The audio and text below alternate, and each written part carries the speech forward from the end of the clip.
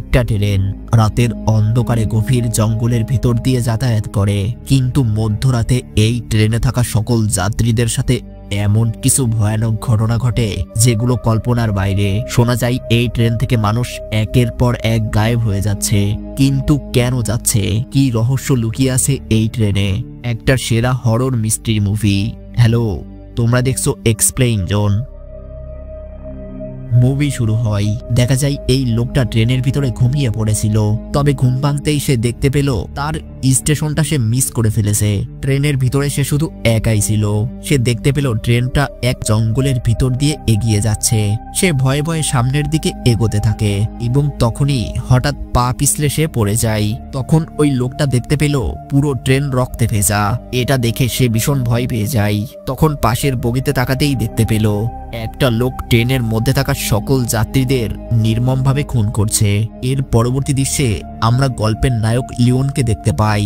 সে পেশায় একজন ফটোগ্রাফার। তার গার্লফ্রেন্ডের নাম মায়া। সে একটা হোটেলে চাকরি করত। ওই দিন রাতে লিওন ঘুমিয়েছিল। তখন মাঝরাতে হঠাৎ সে স্বপ্নে একটা ট্রেন দেখতে পাই। হ্যাঁ, এটা মূলত ওই ট্রেন যে ট্রেনটা আমরা গল্পের শুরুতে দেখেছিলাম। পরের দিন সকালে লিওন ফটোগ্রাফি করতে পাশের একটা স্টেশনে চলে আসে। লিওন সবসময় ইউনিক ছবি তুলতে বেশি পছন্দ করত, তবে সেখানে এসে দেখতে পেল একটা মেয়েকে কিছু বাজে ছেলে কিডন্যাপ করার চেষ্টা করছিল। তখন ওই মুহূর্তে লিওন সেই মেয়েটার ছবি তার ক্যামেরায় ক্যাপচার করে রাখে এবং ওই বাজে ছেলেদের হাত থেকে মেয়েটিকে বাঁচায়। তখন মেয়েটি ধন্যবাদ স্বরূপ লিওনকে একটা কিস করে সেখান থেকে চলে যায়। তবে যেতে যেতে ট্রেনের দরজাটা প্রায় বন্ধই হয়ে গিয়েছিল। তখন একটা লোক এসে ট্রেনের দরজাটা থামিয়ে দেয়। এরপর ট্রেন দ্রুত গতিতে একটা টানেলের ভিতর দিয়ে চলতে শুরু করে। মেয়েটা তখন ট্রেনের ভিতরে বসে মোবাইলে গান শুনছিল। তখন পিছন থেকে একটা লোক এসে মেয়েটার মাথায় আঘাত করে এবং ওই মেয়েটা সেখানেই মারা যায়। পরের দিন সকালে লিওন তার গার্লফ্রেন্ড মায়াকে ওই স্টেশন থেকে তোলা সমস্ত ছবিগুলো দেখাচ্ছিল। হঠাৎ করে লিওন সেদিনকার খবরের কাগজে একটা নিউজ দেখতে পেল। লিওন নিউজ পেপারে একটা মেয়েকে দেখতে পেল। হ্যাঁ, এটা সেই মেয়ে যে মেয়েকে লিওন কাল রাতে বাজে ছেলেদের হাত থেকে বাঁচিয়েছিল। সে দেখতে পেল ওই মেয়েটা গতকাল রাত থেকে নিখোঁজ। লিওন মনে মনে ভাবতে থাকে যে এক রাতের ভিতরে মেয়েটা নিখোঁজ কিভাবে হলো। তখন এক মুহূর্ত দেরি না করে লিওন পুলিশের কাছে চলে আসে। সে পুলিশকে সমস্ত ঘটনা খুলে বলে, কিন্তু অদ্ভুত বিষয়, ওই পুলিশ লিওনের কোনো কথাই তেমন একটা পাত্তাই দিচ্ছিল না। মনে হয় লিওন তার সাথে গল্প করছে এবং সে শুনতে চাইছে না। আসলে পুলিশ তো ওরা অমনি হয়। তখন লিওন কোনো উপায় দেখতে না পেয়ে সেখান থেকে বাড়িতে চলে আসে এবং মায়াকে কাল রাতে তোলা সমস্ত ছবিগুলো দেখায়। আসলে লিওন ভালো ফটোগ্রাফি করতে পারত, তাই ছবিগুলো দেখে মায়া বেশ খুশি হয়। ওই দিন রাতে লিওন তার বন্ধুদের সাথে পার্টি করছিল। তবে তারা যখন পার্টি করছিল তখন ট্রেনের ভিতরে ঘটে আর একটি ভয়ানক ঘটনা।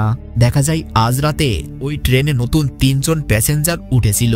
তারা সবাই গল্প করতে করতে তাদের স্টেশনটা মিস করে ফেলেছিল। তারা ট্রেনের ভিতরে একে অপরের সাথে কথা বলছিল। এমন সময় হঠাৎ একজন লোক পিছন থেকে এসে হ্যামার দিয়ে ওই লোকটার মাথায় আঘাত করে। এটা দেখে মেয়েটা ভয়ে চিৎকার করতে থাকে। ওই লোকটা তখন ট্রেনের ভিতরে থাকা 3 জন প্যাসেঞ্জারকে খুব নির্মমভাবে হত্যা করে। ওই দিন রাতে লিওন একটা স্টেশনে বসেছিল এবং সেই লোকটা যখনই ট্রেন থেকে নামে লিওন তখনই সেই লোকটার একটা ছবি তুলে নেয় এবং সেই লোকটাকে ফলো করতে শুরু করে। ওই লোকটা বুঝে গিয়েছিল যে কেউ একজন তাকে ফলো করছে। এটা জানতে পেরে ওই লোকটা তখন লিওনের কলার চেপে ধরে। লিওন তখন বলে, আরে দাদা সরি, আমার ভুল হয়েছে, এবারের মতো ক্ষমা করুন। দেখা যায় ওই লোকটা তখন লিওনকে কিছু না বলেই সেখান থেকে চলে যায়। তবে লিওন দেখতে পেল ওই লোকটা একটা হোটেলের মধ্যে চলে গেল। এরপর লিওন বাড়ি এসে আজকের তোলা সমস্ত ছবিগুলো দেখতে থাকে। তবে তার কাছে একটা বিষয় বেশ অদ্ভুত লাগে যে আজকের ছবিতে ওই লোকটার হাতে যে আংটিটা ছিল সেম আংটি পরা একজন লোকই তো ওই দিন রাতে মেয়েটাকে ট্রেনে উঠতে সাহায্য করেছিল। এটা দেখার পর লিওনের সন্দেহ একদম ঠিক হয়। সে ওই লোকটাকে সন্দেহ করতে শুরু করে যে মেয়েটার মিসিং হওয়ার পিছনে ওই লোকটা কোনো না কোনো ভাবে জড়িত।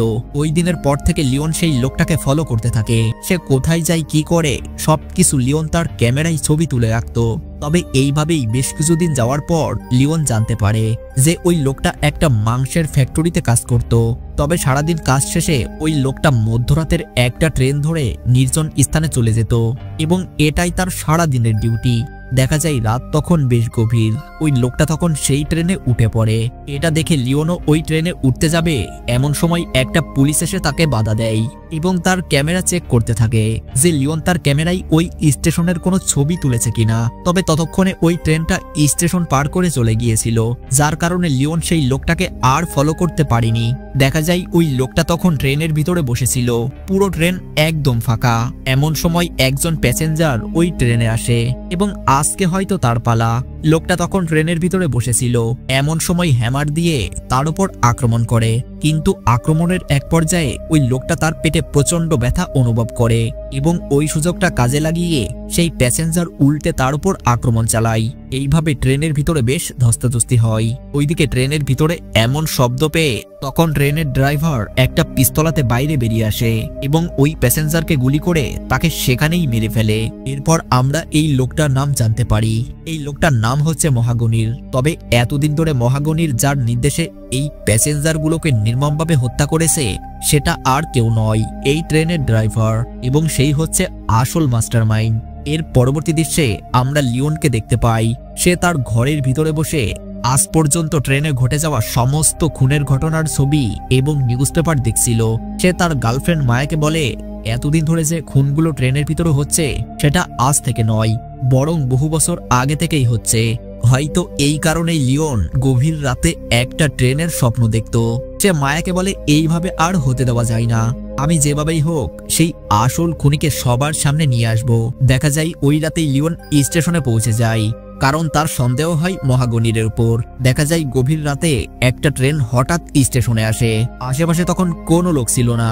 তখন মহাগণির সেই ট্রেনে ওঠে এবং এরপর লিওনও সেই ট্রেনে উঠে পড়ে। এরপর ট্রেনটা একটা টানেলের ভিতর দিয়ে চলতে শুরু করে। দেখা যায় ট্রেনে তখন যাত্রী ছিল হাতে গোনা মাত্র। ওইদিকে লিওন লুকিয়ে লুকিয়ে তার ক্যামেরায় ছবি তুলতে থাকে। সে দেখতে পেল মহাগণির দুজন প্যাসেঞ্জারকে নির্মমভাবে হত্যা করে। তবে হত্যা করার পর তাদের মাথার চুলগুলো কেটে ফেলা হয়, এরপর তাদের দাঁত এবং হাতের নখগুলো উপড়ে ফেলা হয় এবং একটা হুকের সাহায্যে তাদেরকে ট্রেনের ভিতরে ঝুলিয়ে রাখে। তবে সে যখন এই দৃশ্যগুলো দেখছিল তখন হঠাৎ করেই মহাগণির তাকে দেখে ফেলে এবং তার উপর আক্রমণ চালায়। তবে জ্ঞান ফিরতেই লিওন দেখতে পেল সে এখনো জীবিত, তবে একটা বন্ধ ঘরের ভিতরে তাকে বন্দি করে রাখা হয়েছে। সে কোনোভাবে সেখান থেকে পালিয়ে সরাসরি বাড়িতে চলে আসে এবং বাড়িতে এসে তার গার্লফ্রেন্ড মায়াকে সমস্ত ঘটনা খুলে বলে যে এই মহাগণির হচ্ছে সেই আসল সাইকো কিলার, যে এতদিন ধরে মধ্যরাতে ট্রেনে আসা সকল যাত্রীদের নির্মমভাবে হত্যা করে। তবে হত্যা করার পর তাদের লাশগুলো শহর থেকে অনেকটা দূরে একটা নির্জন জায়গায় নিয়ে যাওয়া হতো, যে কারণে এই লাশ এবং খুনি সম্পর্কে কেউ কখনোই জানতেই পারতো না। লিওনের মুখে এসব কথা শুনে মায়া অবাক হয়ে যায়। সে লিওনের বন্ধু জার্গিসকে সাথে নিয়ে মহাগণির যে হোটেলে থাকতো সেখানে চলে আসে। তবে ভিতরে ঢুকতেই তারা দেখতে পেল পরিবেশ একদম শান্তশিষ্ট। তারা লুকিয়ে লুকিয়ে মহাগণিরের রুমে প্রবেশ করে। ঘরে ঢুকে মায়া বিশাল বড় একটি আলমারি দেখতে পায়। তবে ডয়ারটা খুলে সে অদ্ভুত অদ্ভুত যন্ত্রপাতি দেখতে পেল, যেগুলো দেখে মায়া নিজেই অবাক হয়ে যায়। এমন সময় টেবিলের উপরে সে একটা ব্যাগ দেখতে পায়। ওই ব্যাগের ভিতরে একটা ছোট ডায়েরি।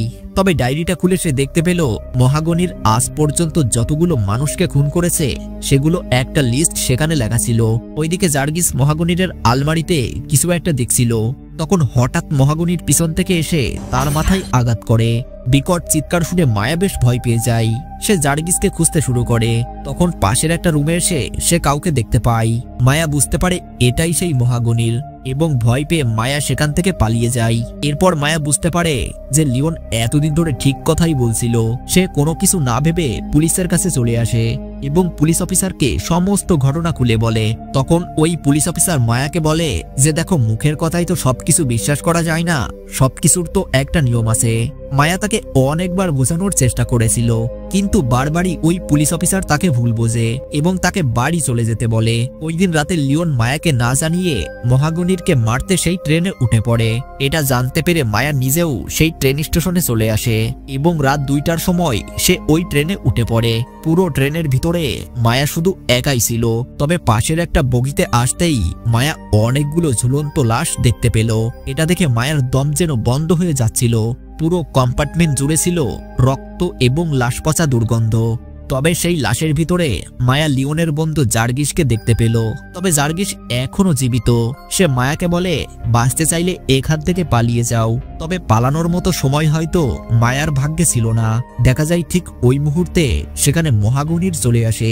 এটা দেখে মায়া ভয় পেয়ে সেখান থেকে পালানোর চেষ্টা করলে হঠাৎ পা পিছলে পড়ে যায়। তখন ওই মহাগণীর একটা হ্যামার দিয়ে তাকে মারতেই যাবে, এমন সময় সেখানে লিওন চলে আসে এবং তাদের ভিতরে ধস্তাধস্তি শুরু হয়। লিওন কোনোভাবেই মহাগণীরের সাথে পেরে উঠছিল না। মহাগণীর লিওনকে প্রায় মেরেই ফেলেছিল। তখন লিওন এক ধাক্কায় মহাগণীরকে ট্রেন থেকে নিচে ফেলে দেয়। এরপর ট্রেনটা চলতে চলতে একটা জনমানবহীন নির্জন জায়গায় এসে থেমে যায় এবং ট্রেনের মধ্যে থাকা সকল লাইটগুলো একে একে বন্ধ হয়ে যায়। এই যেন আরেক ভয়ানক পরিবেশ। তখন ট্রেন ড্রাইভার এসে তাদেরকে বলে যে এই লাশেদের থেকে দূরে থাকো।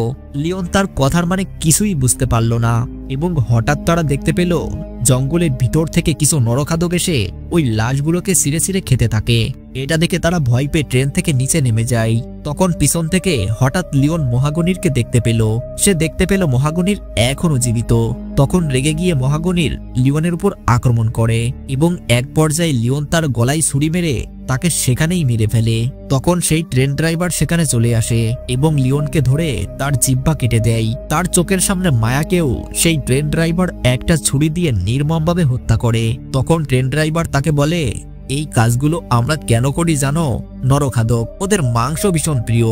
হ্যাঁ, মানুষের মাংস।